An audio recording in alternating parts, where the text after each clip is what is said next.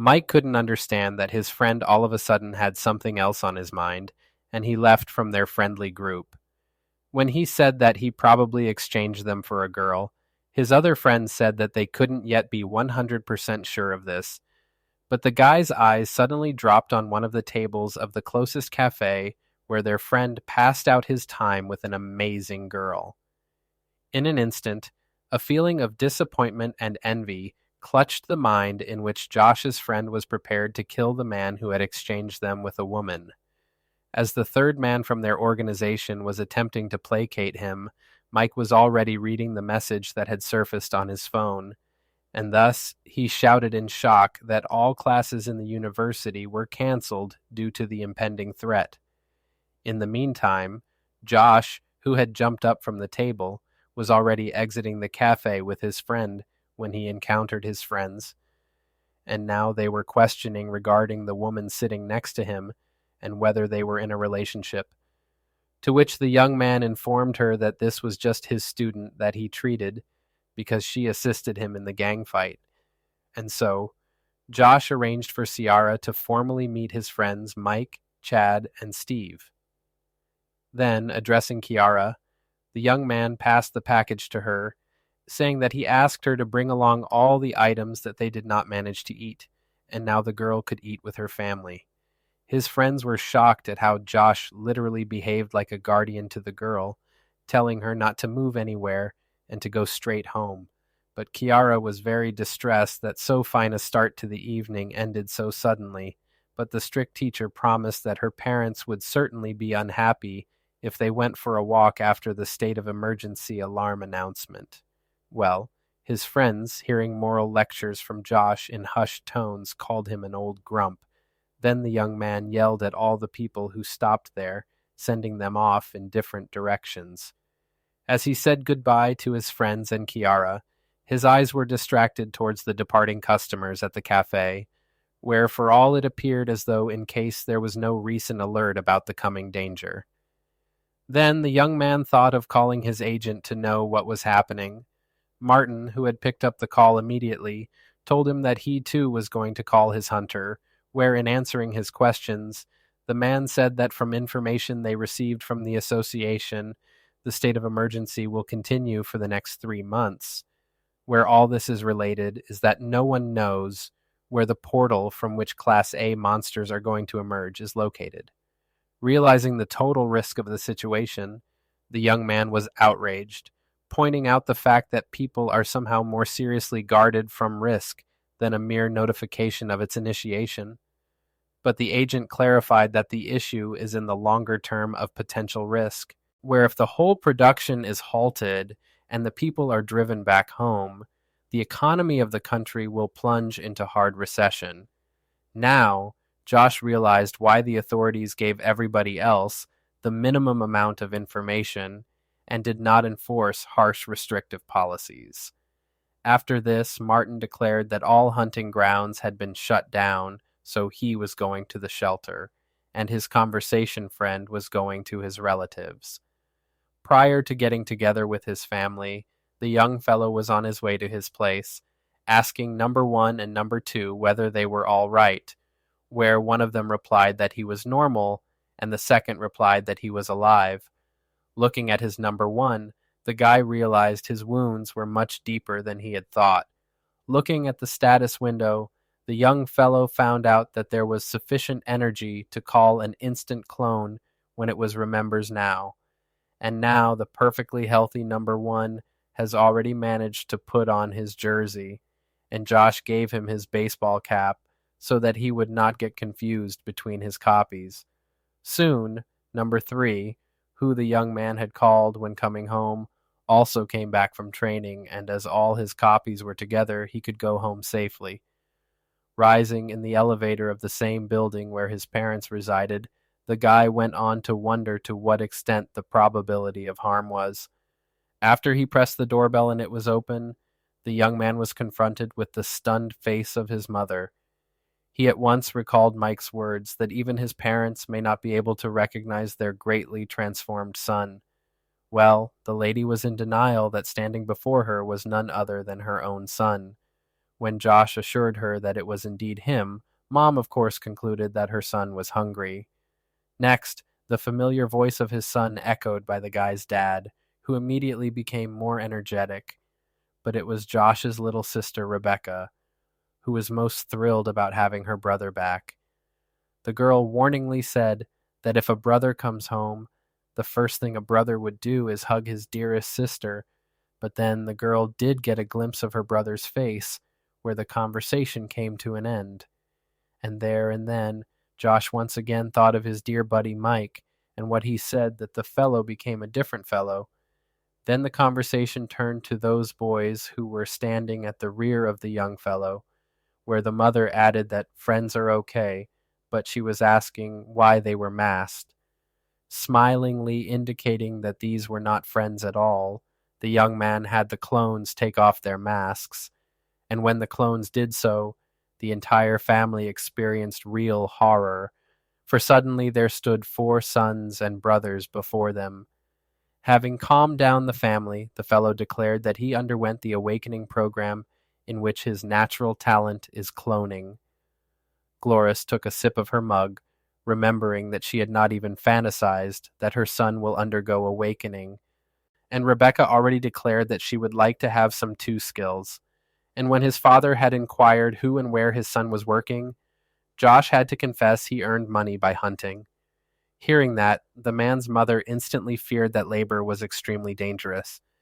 The only one who was aware of all this and was not scared for her brother was his favorite sister.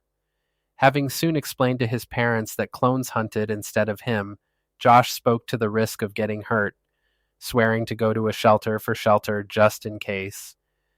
But his father unexpectedly stated that they, of course, had already gathered the most important things, but they thought that it was not necessary to rush yet, and it was worth waiting for the unfolding of the situation. After all, no one has canceled the necessity to come to work tomorrow, and thus they cannot just vanish.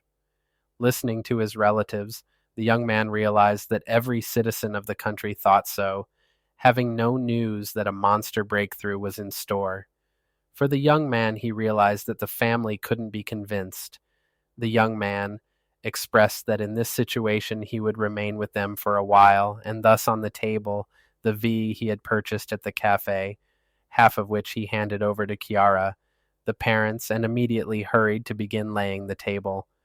And Rebecca was very content with as tasty a dinner. Looking at his family, Josh couldn't help but think that he missed him a lot sometimes.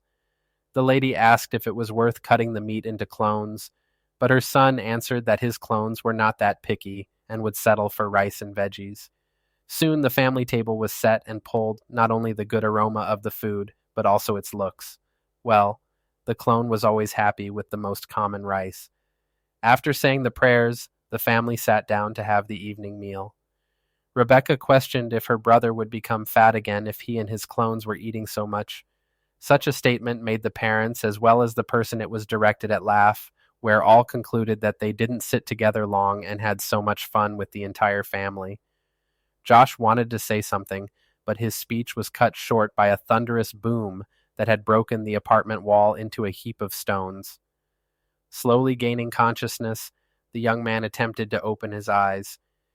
He noticed how his face lay on the stones and how painfully the cut areas of his body ached.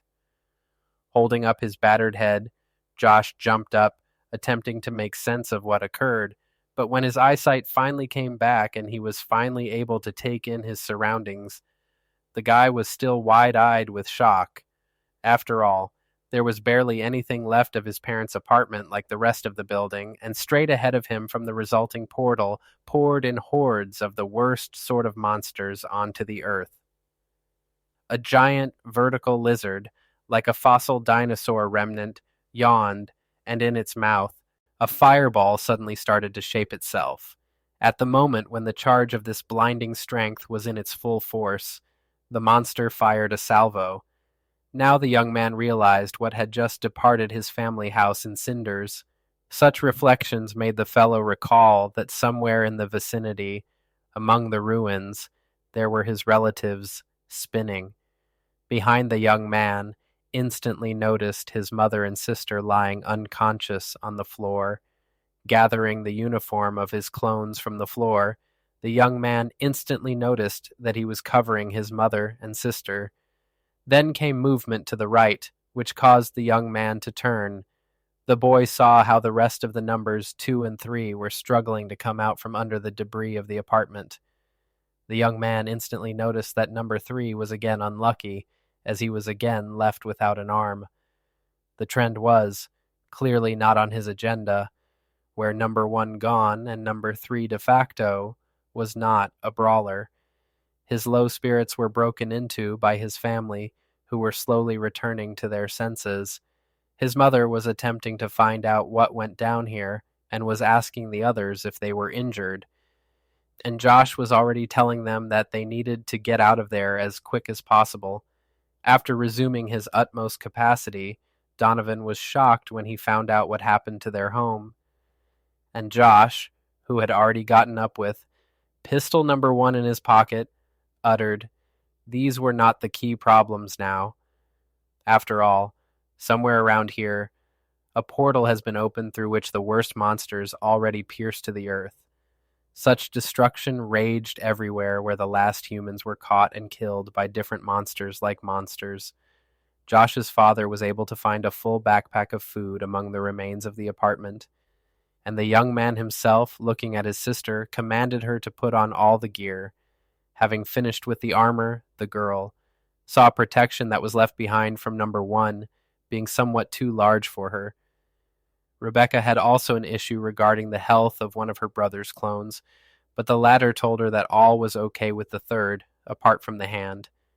But the matter was interrupted by something large that came coming down on the remains of the apartment, because it so turned out that it was one of the monsters which came from the portal and just crashed on the rocks.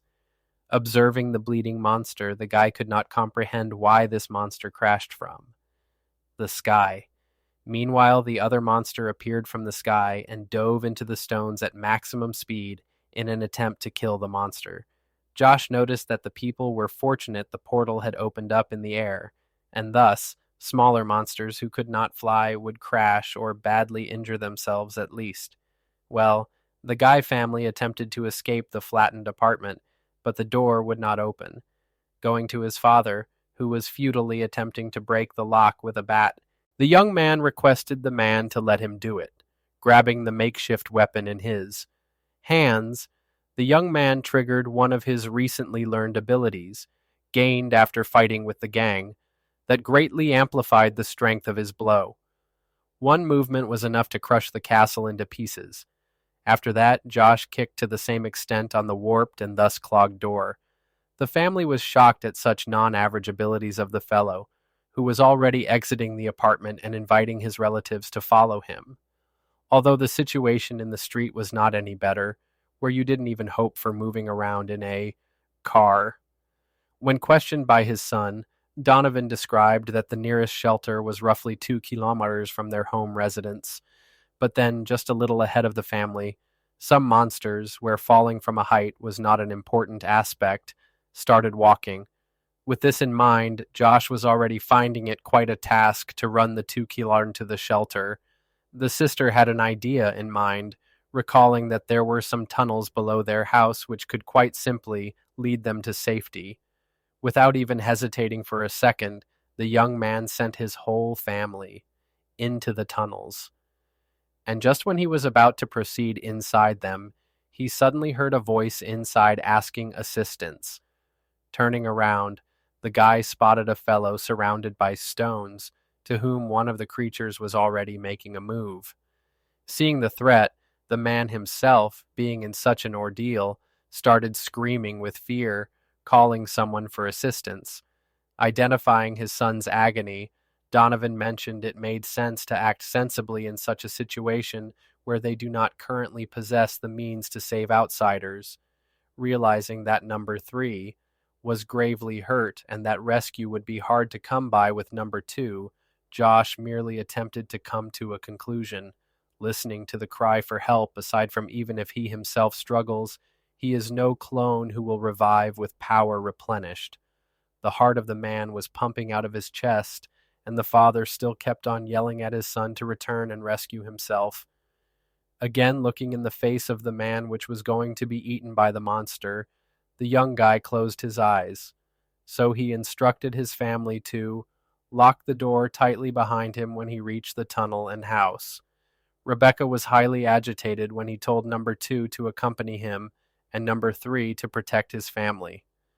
Turning to his son, the man inquired of him if he was sure of his decision, to which Josh answered that he was a hunter first, and therefore, maintaining his hold on the bat tightly in his hands, the youth who was accompanying a clone ran to rescue the man. Rebecca, with tears in her eyes, implored her brother to remain with them, but number 3, according to the directive, did not. Let her pursue the man. Well, the fearless hunter has already delivered the full force of his amplified blow on the head of the monster directed towards his random victim. But this blow didn't inflict any very vital damage. But the primary intention of this action was to distract this monster, and therefore Josh ordered his clone to take the man to a secure location.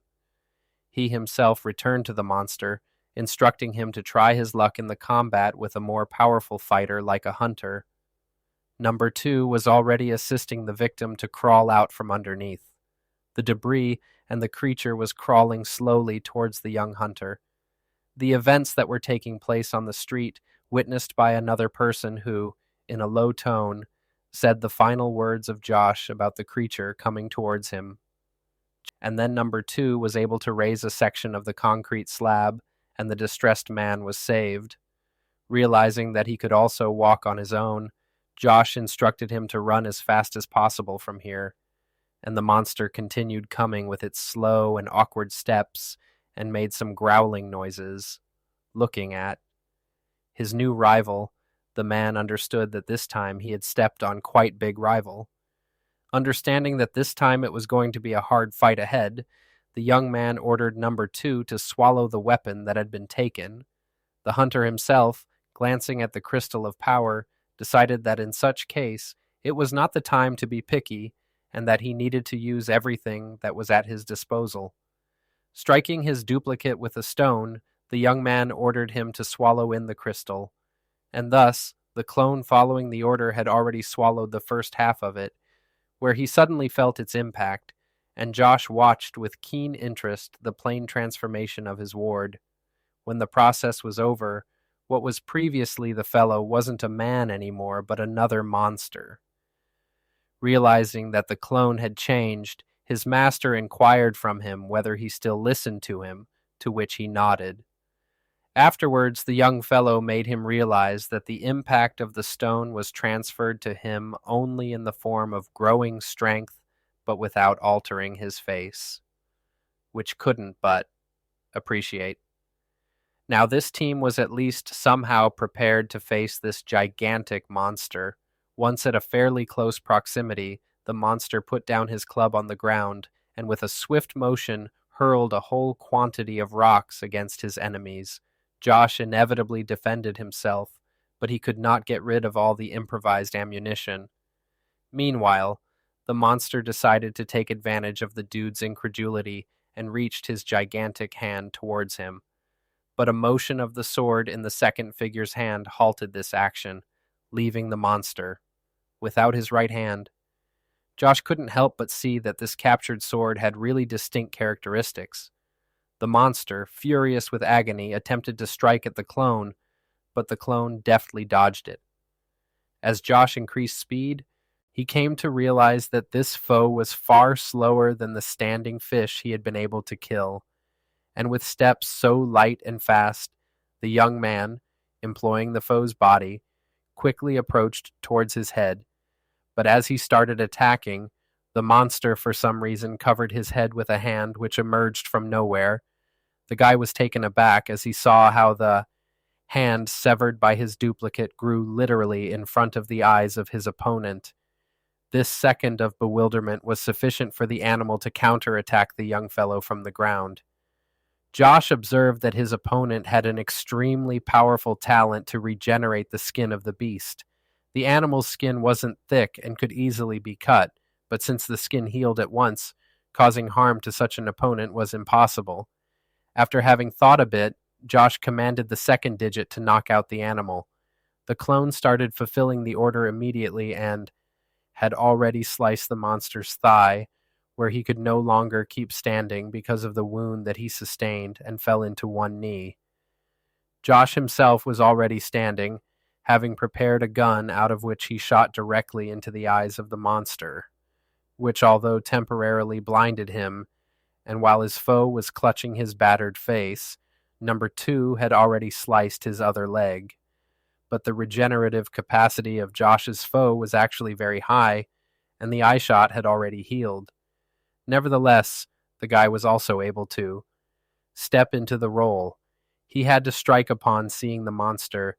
Josh explained that now he would be pushing the limits of his ability, and thus, cutting through the air with a whistle, the young man's bat really broke his opponent's face, where the first hit was followed shortly after by another, slamming the giant several meters away. The enemy was on the ground, and the young man was already reading a message from the system on how to amplify his usual attributes. Suddenly the guy felt how much his right hand ached, where his body was surely not ready for such strength of blow.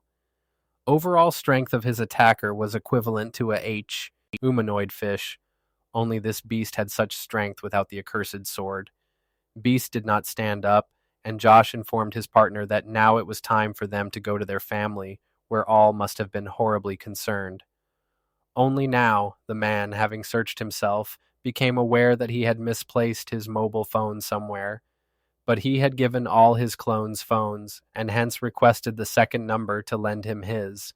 When he grabbed the bone, he pointed not without sarcasm that in such a shape, number 2 would certainly scare all who would be inside the shelter.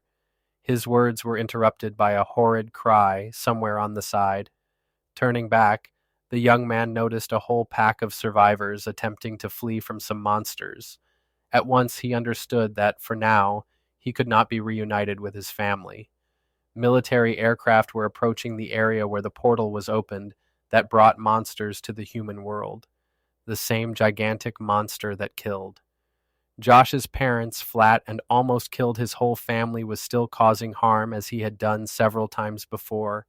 The dragon opened its jaws, pooling power for another attack, but his actions were cut short by another fireball straight to his head. These were hunters of the Association of Fire Lords, who, as per a prior agreement, were doing work on this zone's defense. Observing the Fire Lord's hunters attack the dragon, a man that belonged to the Weaponsmiths Association shouted loudly that if their team defeated the remaining groups, everybody would get a nice reward. And now, the entire crowd of hunters already struck this horribly huge monster with the awful might of fire. The pilot declared his arrival at his destination and opened the cargo compartment of his plane. When opening the compartment, Blake Cedars came to its edge, accompanied by some other hunters. Peering downward, the person who was very grave instructed everyone to prepare to jump. But their efforts were slowed a little by a flying monster, which clearly sought to cut short their flight and establish who here was the true master of the air. But even as it came near, the monster was greeted by a volley of bullets, where shortly one of the hunters reported to Blake that the flying enemy had withdrawn, to which the Sapphire Head said that there are some organizations which have the mission of killing monsters, and thus he decides to concentrate on the rescue of survivors. The drop order at once was cancelled, and the air transport proceeded with its flight in search of those who required assistance. From bird's eye view, the marauders approaching soft targets were easily seen, the view and motion that caused the Hunter Association to truly gross out. At one point, the pilot said he was seeing some kind of non-comprehensible battle in front of them where there may be survivors. Blake received the message and was already starting to utilize his farsightedness skill that makes him see things in great detail hundreds of kilometers away. When the skill started to kick in, the man saw a team of individuals surrounded by monsters from all directions. He saw that the defensive hunter stands firm well, but will not be able to deal with the numbers of the enemy. With an oxygen mask, Blake explained that he was landing and rescuing individuals. He also ordered everybody else to land and start rescuing individuals and evacuating them, and no sooner had the man spoken than he stepped forward, after which he experienced a moment of free fall. But this didn't last, since the special suit's wings scattered, and now he was already flying on air currents. Demonstrating another attack, Josh reminded himself that he had not intended to remain for participation in this battle.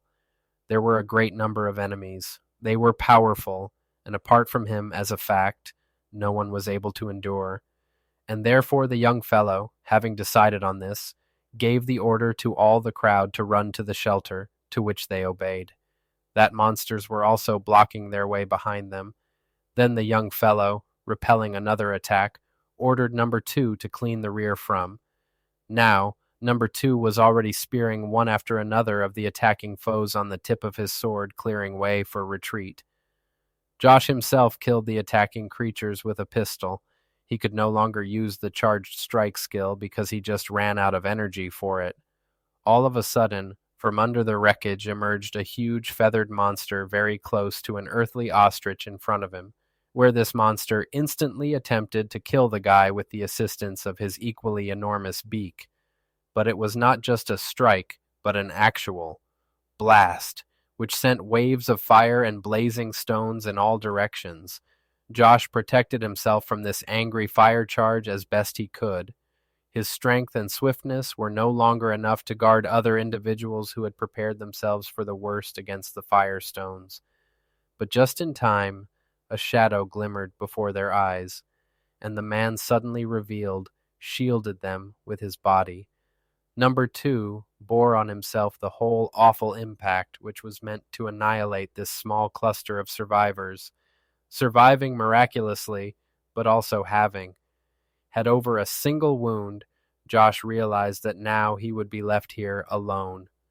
At that moment, someone's enormous paw crushed the head of a bird with a puffed-up beak. Staring at the new foe, the young fellow imagined himself to be a genuine tiger of unimaginable size.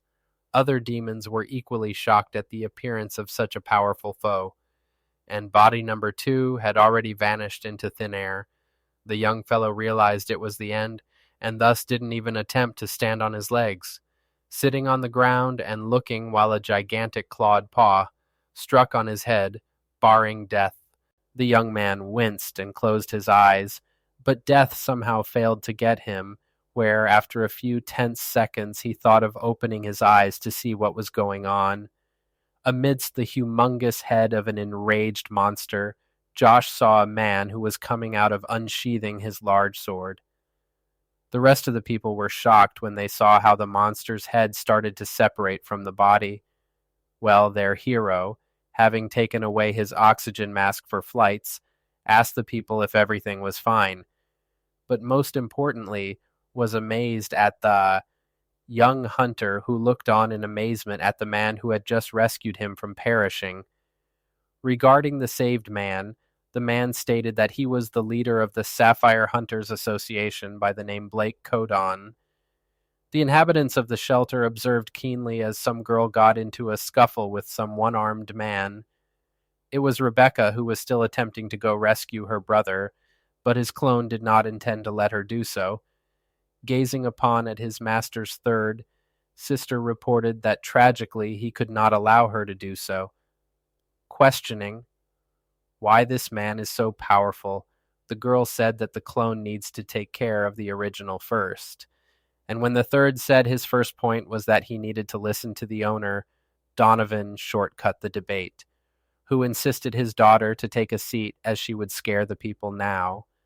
The girl said her father never cared about his son at least, but that would not work for the man. Added that he believed in Josh, and that too would return shortly, where the main argument was that if all is good about this clone, then Rebecca's brother is also present. She wanted to tell something else, but her father reminded her of how the young man had kicked open the door and asked his daughter to have faith in her brother. The major argument was that their departure here would only delay Josh in doing his job. And then there was a human voice outside the closed door that drew both Rebecca and the clone people's attention. People knocked at the door, cried for help, and pleaded to be opened. The girl, carried away by emotions, put forward that it could be Josh, but the father debunked this in a moment that the voice was distinct. Some of the people there opined that they were survivors in the area who would find their way here. The monitor indicated a man near the door who kept on sobbing for help. Rebecca's mom indicated that it is possibly one of the ones rescued by her son, and the girl went ahead to open the door. While entering the code to open the door at the dashboard, she felt that her dear brother was also somewhere along the way. And then the door of the bunker was open, where a man who stood outside already stood in front of the cheerful girl. But as soon as she saw the face of this man, she immediately recognized that this was nothing but an eyeless corpse. The head of this body suddenly lolled abnormally to one side, and someone behind the dead man shouted the word, "Help."